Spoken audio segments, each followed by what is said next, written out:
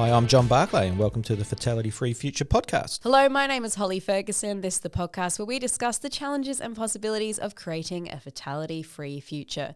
Hazard recognition and identification is a capability that is often assumed to be present based on a person's experience or position within a company.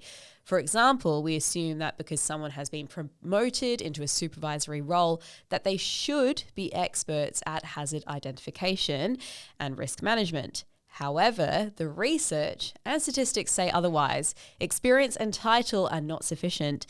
Hazard recognition is a topic that Alan Stevenson and yourself, John, know a lot about and you're very passionate about. So that's something we'll be unpacking today. Alan, thank you again for joining us on the podcast. I'd like to start with what are some of the things that the research is telling us about hazard identification? There are some pretty surprising statistics.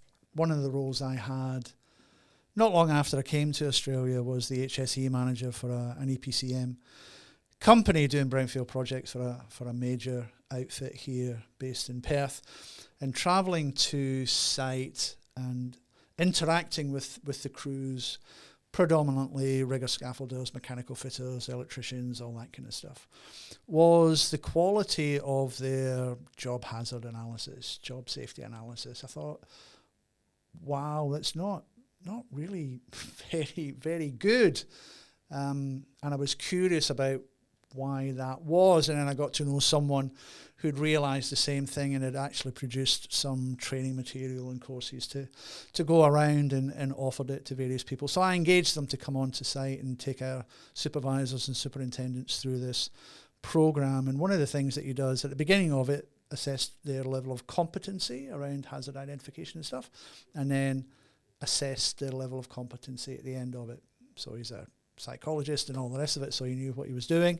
The quality of the job hazard analysis, I can't even remember if we called them JSAs or JHAs at the time, I can't remember. But anyway, the quality of them got better. But I realised that I'd made the assumption that because the superintendent was qualified electrician, been really good at the job, got promoted into a superintendent role, surely they're aware of what's going on around them. Surely they can identify the hazards and all that kind of stuff.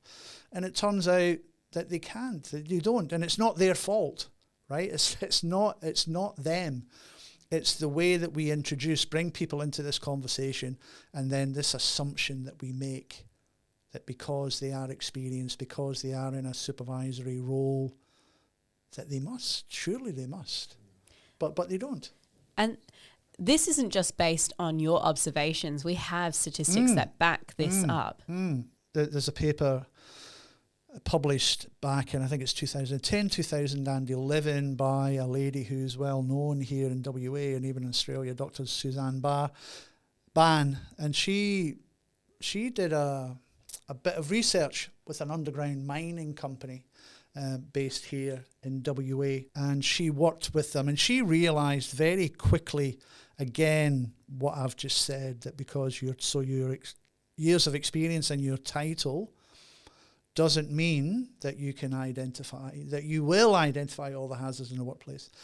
And then years later, more recently, a gentleman called Dr. Matthew Halliwell, who I've mentioned before in the Energy Wheel and all that kind of stuff, he's realised a similar thing so this is in the construction industry in North America. And his numbers are that for most people, including senior people in supervisory roles, they will typically only identify about 45% of the hazards in the workplace. In a dynamic situation, right? So any workplace situation isn't static. It's constantly changing. Even the small aspects are constantly changing, the weather, the whatever it is. So he's got this number 45%. So that leaves 55% of hazards that aren't being identified.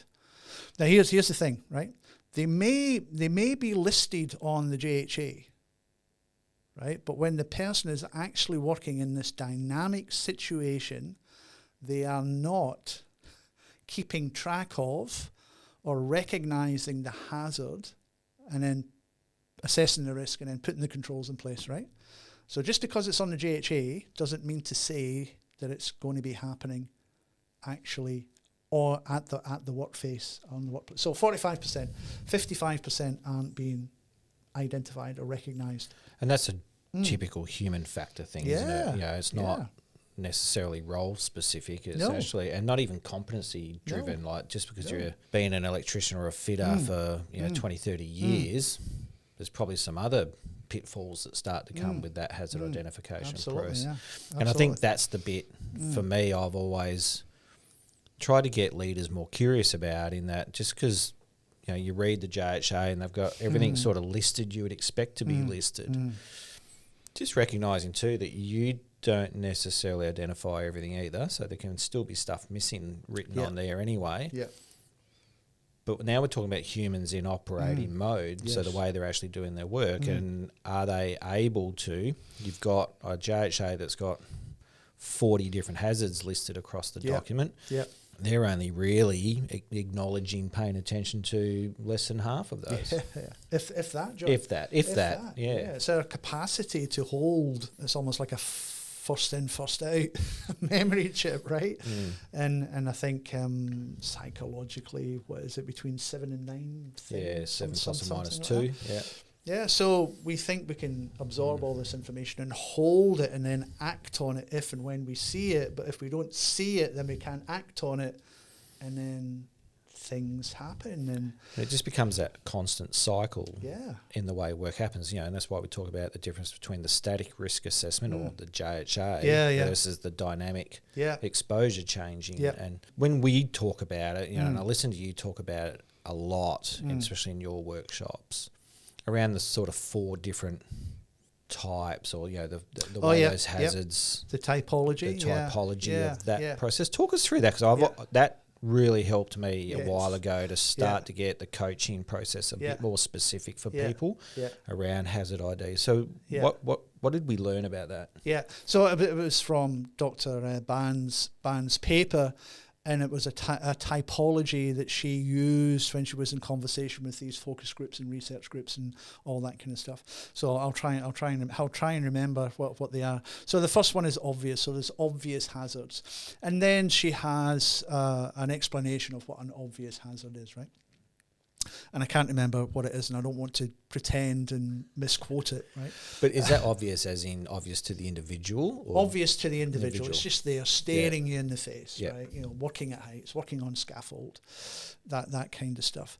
Then she talks about, I think she goes from obvious to trivial, right? So trivial could be a cord, a power cord running across a pathway or a walkway, or something small, something that's fairly insignificant, and you think, what's the worst that could happen? So trivial.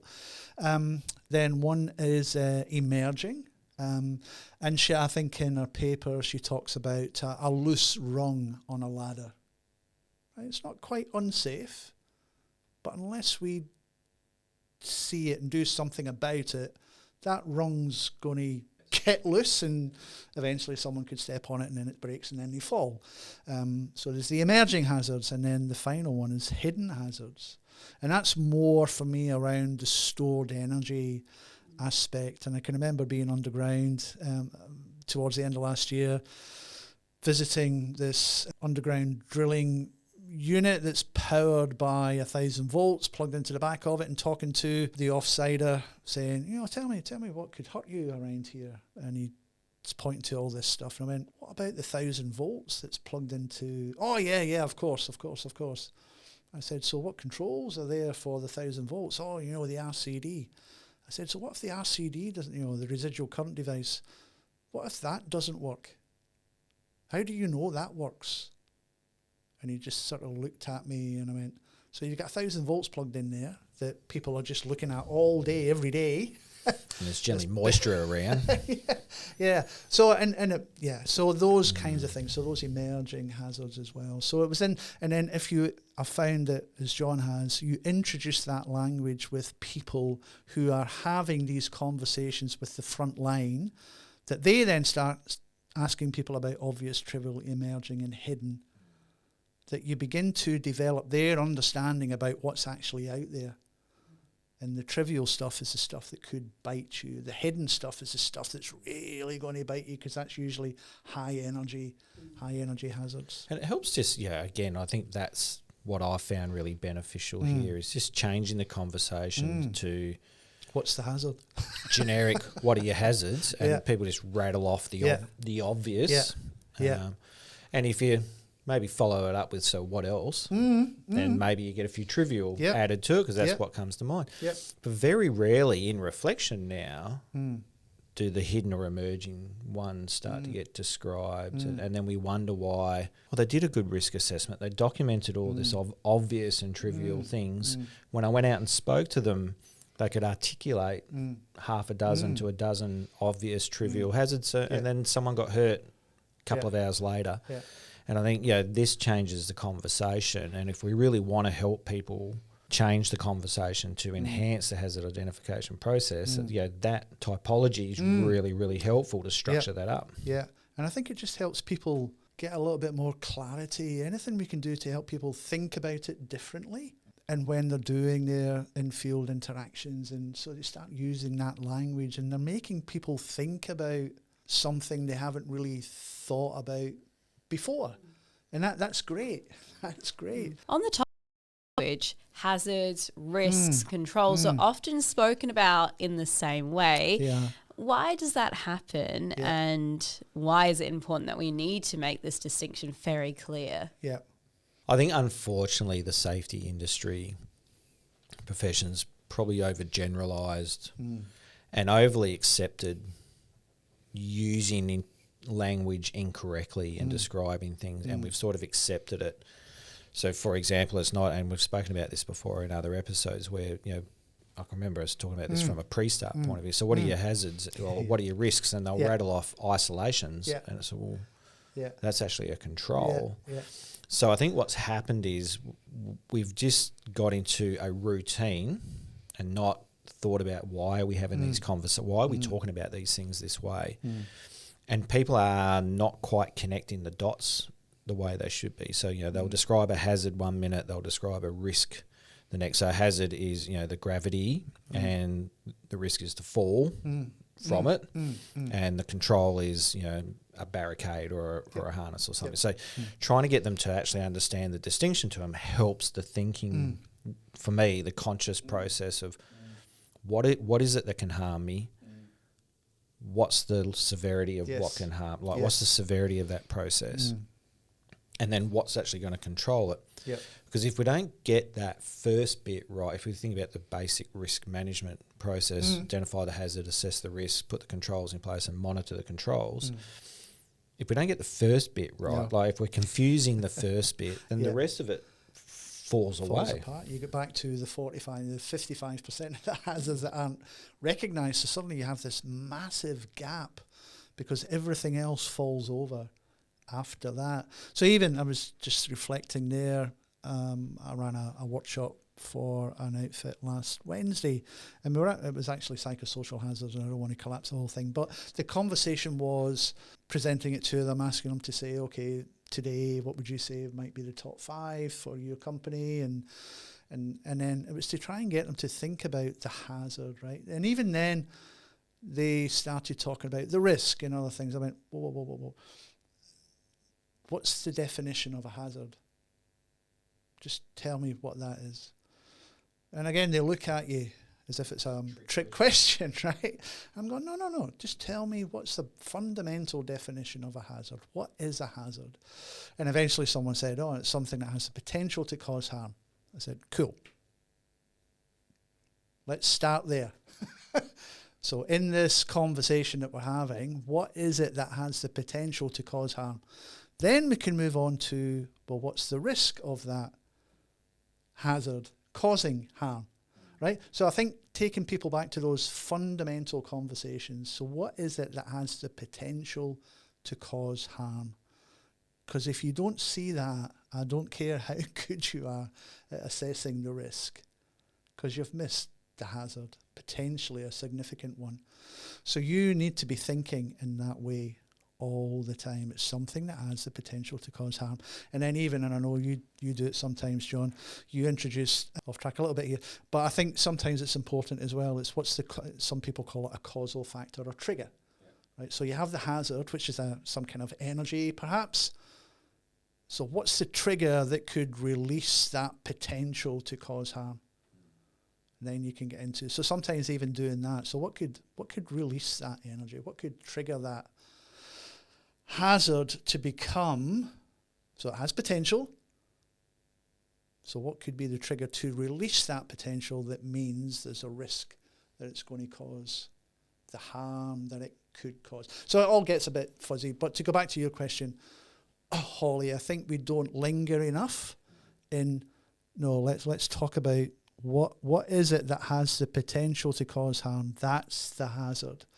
We go to risk, and I think even for me, the whole thing, big conversation is, critical control verifications, critical risk, whatever it is. So we talk about risk, we talk about risk, we talk about risk, we talk about risk. Not really many people linger in the hazard conversation, the obvious, the trivial, the emerging, the hidden. Linger there a bit longer, and then guess what? You'll assess what the risk is. You'll identify the controls. But if you're not really seeing the hazard and have the ability and have the skill, I talk about hazard recognition as a skill, and then have the skill to be able to, in the situation, recognize that in the priority maybe of hazards, that this one's moved from trivial to obvious or somewhere else, and you being able to recognize it and go, whoa, let's just take a minute, because that's changed. We need to do something different now. And we may or may not talk about statistics, but the statistics unfortunately bear this out, that we're not getting any better. No, when you still look at the fatal statistics, it's still, again, we're doing all this work around critical risk management. We're doing all this work around critical control verification. And I just think we're not, because that first bit, the hazard identification bit, has been, for me, if we describe the critical risk management process, is actually overlooking. Yeah, I think so, John. It's missing a lot of stuff. It's missing the hazard part of it, and just assuming that because we're talking about a risk and the potential for something happening, that people will automatically recognise the hazard in the process. And I just think that's some of the challenge now, where I see a lot more conversations about risk and a lot less conversations about hazards. Now I'll get on a bit of my soapbox for a minute too, and I think I get really frustrated with all this promotion of hazard reports, hazards. You got to report 2 hazards a day. Because then what actually happens is it starts to trivialise that whole hazard process. And the reality is hazards are a common source of within your work. So they're constantly, and even around us, there's hazards, right? So this hazard reporting culture that we've said, you've got to report these hazards, is trivialising that whole process. I believe so, and the work conversations now are about risk rather than hazard identification, because hazards seem to be these odd things that I've got to go and put a report on, rather than the hazard actually being an energy, something that has the potential to cause me harm within my work. And I just think we've mixed it all up, and we're actually having an internal conversation recently, reviewing some codes of practice and those sorts of things, where even within the codes of practice, they're interchangeably talking about the same thing as a risk and a hazard. Exactly the same thing as a risk and a hazard. So I just think we've watered down, and I think we've muddied the waters. And it might seem trivial for people, and so really, does it matter? Well, if we're not getting it right, like if we're getting it wrong and we're missing things, we're not understanding why these things are happening, maybe, just maybe, it's coming back to the fact that we're not getting the first step of that process right. Like we're not looking at the hazards correctly and getting that right. It's interesting. What just popped into my head there, John, was the definition of safety. Safety isn't the absence of injuries or illness, but it's the presence of good, sound hazard. The skill of hazard recognition. So we need to make this stuff more. We need to build people's capacity to think about What has the potential to cause harm? What is the hazard? Let's get back to the basics.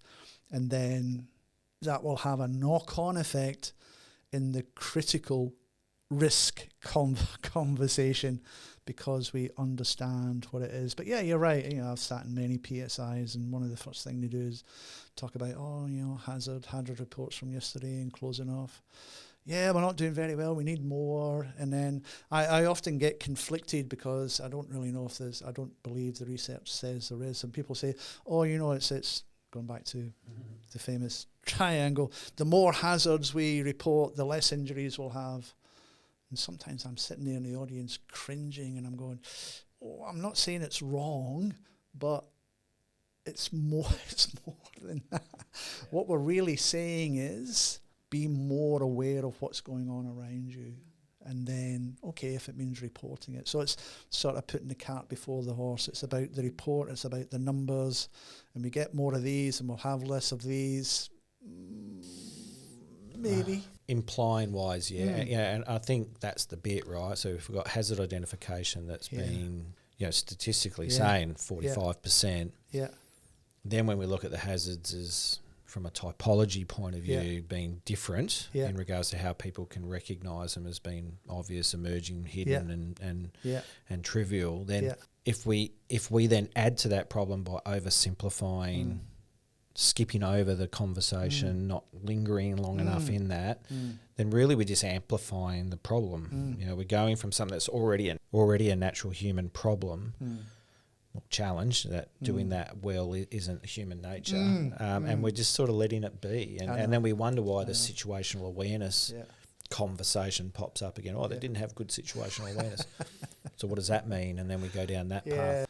Closing out, I'd like to touch on how we should have conversations about hazards in the context of routine work and non-routine work. How can we adjust those conversations? So let me give you a scenario, right? So we're working for an organisation just now who are celebrated 4 months without an injury, serious injury, or reportable injury, I think it actually was, because we're still having small first aid cases. But anyway, so nobody being hurt enough that they needed medical treatment or whatever. 4 months, and then 5 months. And then I was on site last week before, talking to some people about what's going on. So what do you think's happening? What are people doing? All this kind of stuff. And then I started talking to them about, at your pre-starts, you talk about the same critical risks all the time. It might be 4, it might be 5. Then the conversation was on to critical control verifications. And I said, how do you deal with the routine aspect of the work that you do? I said, because you're talking about basically the same hazards, the same critical risks, doesn't change Monday to Friday, January to February, it's the same. I said, so your work might be routine, but it's different. So there's the routine aspect of what you do, but every day is different, right? So how do you tackle that? And it was, the supervisors I was talking to, I said, your job is to disrupt the routine. Yes, it's routine, but it's different. Your job is to help people recognize that it's different. And what is it that's different? Yes, you're lifting things, you're machining things, you're welding things, you're doing all of... Yes, that's routine. Driving forklifts, whatever it is. But that's the trap. Your job is to disrupt.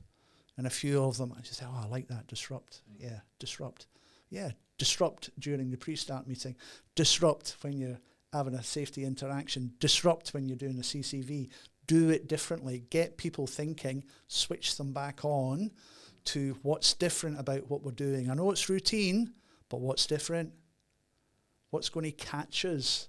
What's going to trip us up if we face it? Yeah. And I think that's the whole reason why the whole point of going and having conversations with people is about getting them out of their autopilot, because a lot of the work people do for them feels quite routine. So whether it's lifting a piece of equipment, removing wheels, removing running cable, whatever it is that they do that for them is quite routine. but every day it can be subtly different. And I had a recent one coaching a supervisor on site with their pre-start, and it stemmed a little bit there. They were giving me the same challenge. Like we have the same conversation every morning. Feels like Groundhog Day. And I'm just really struggling to keep people engaged. And I said, so have a look. How have you described your task? So the first part they generally talk about is the job that they're doing, and then the risks associated with us. So how have you described it? And they've described the task as this big open thing, right? So install cables, which happens over 9 or 10 days.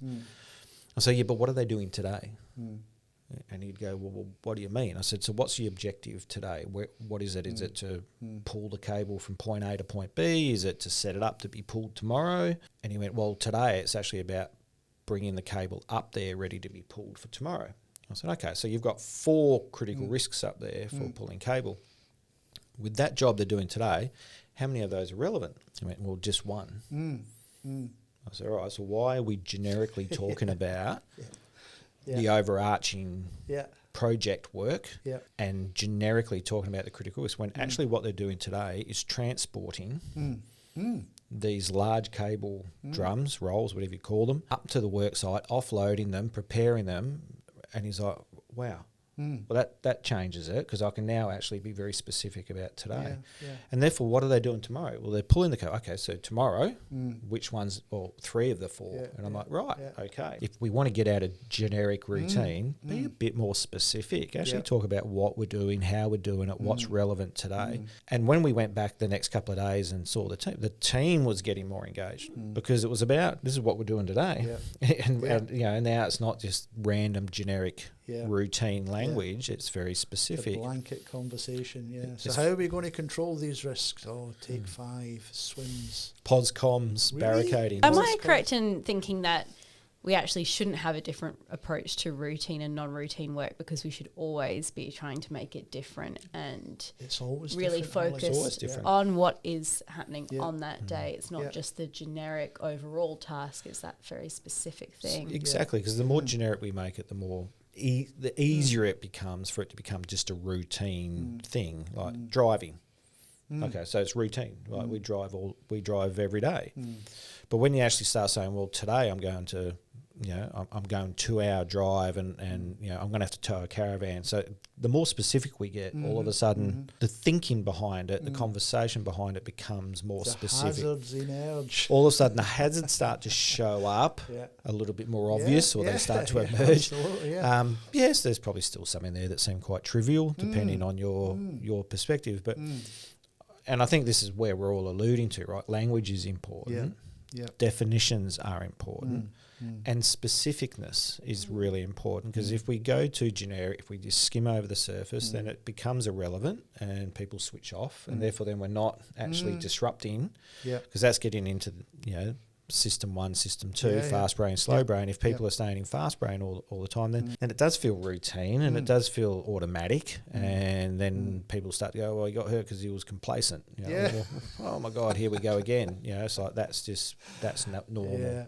So complacency crops up in the routine conversation. I'll go, so tell me about complacency. Is that an individual or an organisational thing? And they'll look at me. And I'll say, what is it? Individual or organisation? And I'll say, for me, it's an organisational thing.